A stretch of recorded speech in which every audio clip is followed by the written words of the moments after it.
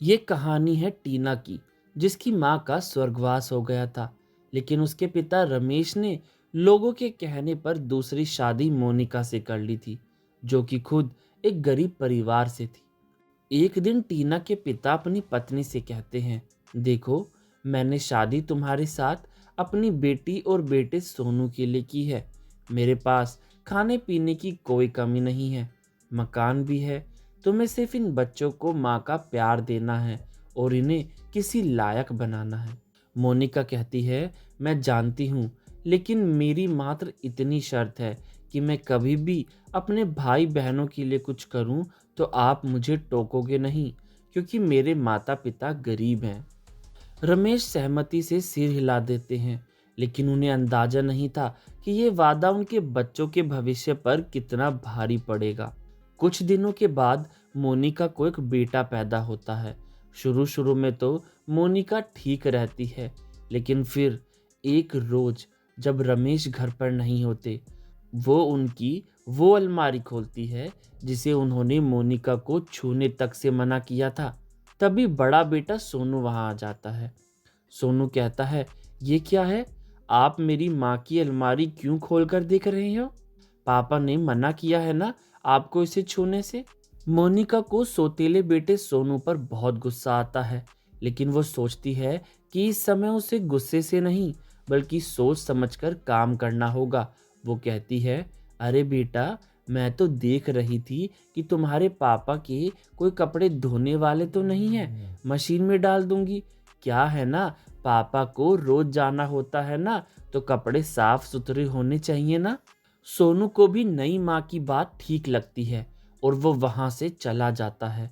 लेकिन एक बार जब घर पर कोई नहीं होता, तो मोनिका पूरी अलमारी खोलकर देखना शुरू करती है और कहती है, अरे ये क्या, इतना बड़ा बक्सा, ये किस चीज का है?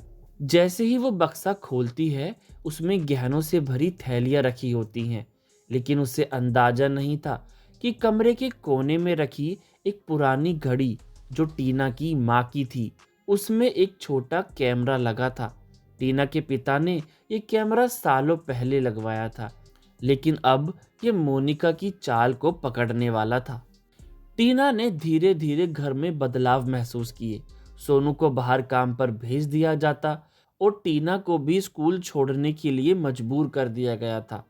मोनिका अपने मायके जाने के बहाने चोरी किए गए गहनों को अपने परिवार को देने जा रही थी, लेकिन टीना ने चुपचाप घड़ी का पुराना वीडियो निकाल कर सबूत इकट्ठा किया।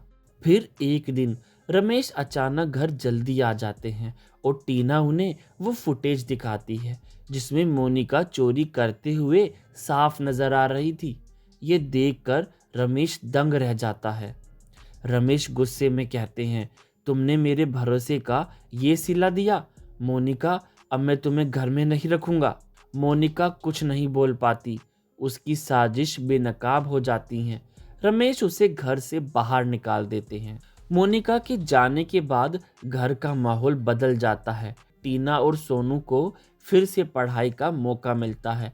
कुछ सालों बाद टीना एक सफल वकील बनती है और सोनू भी अपने पैरों पर खड़ा हो जाता है। एक दिन टीना अपने पिता से कहती है, पापा, माँ का गहना कोई सामान नहीं है, वो आपके और हमारे प्यार का प्रतीक है। वो किसी के लालच का शिकार नहीं हो सकते। रमेश की आंखों में गर्व के आंसू आ जाते हैं। कहानी से शिक्षा मिलती है कि मोनिका की चालाकी और लालच ने उसे कहीं का नहीं छोड़ा, जबकि टीना की सूझबूझ और हिम्मत ने उसे जीवन में नई ऊंचाइयों तक पहुंचाया। ये कहानी हमें ये सिखाती है कि बुराई कितनी भी चालाक क्यों ना हो, सच्चाई और अच्छाई की हमेशा जीत होती है।